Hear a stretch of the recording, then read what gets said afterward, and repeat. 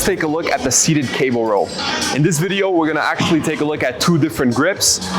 They're both gonna be neutral grip, but they're gonna be different widths, and we're gonna see how that's gonna change where you're gonna be rowing that bar towards your body. So Thierry can grab the bar. We're gonna do a wide grip first.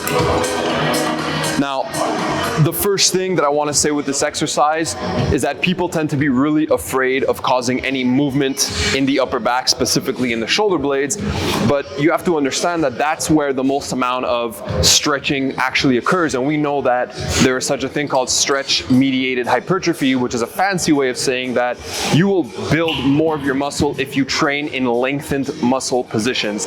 So how are we going to get that done for a seated cable row? Well, you want to be able to limit rounding and flexing of your back. It's not about that. It's actually about allowing your shoulder blades to protract and move forward, which causes a stretch in those muscles associated right near the spine. So Thierry, if you can go ahead, let's see what that looks like. So first he's going to do his rep. Just bring his shoulder blades together. Now here you can see how he's allowing for that protraction of the shoulder blades, but his spine remains neutral. He still has his natural S-curve. So another thing you'll notice with this wide grip is that he will actually bring the bar a little bit higher than, let's say, belly button. Now, because of the angle of the pulley, that might change things.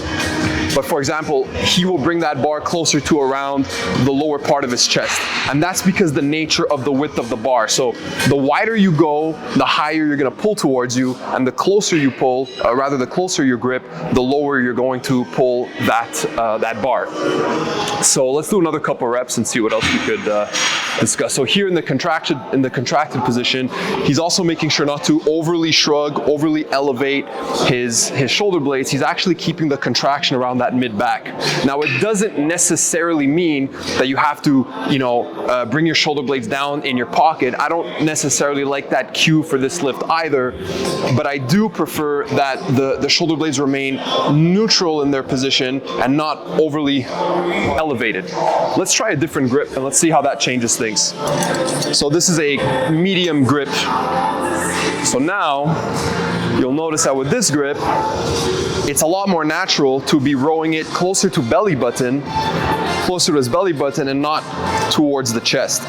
So usually this type of lift will be working your lats quite well and even your rhomboids, well, especially the lats, but the wider you go and the higher your humerus, so the higher the angle of your arm, that's gonna tend to work also your delts, your rear delts.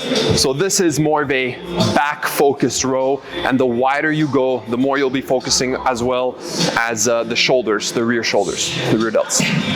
So that would be the seated cable row.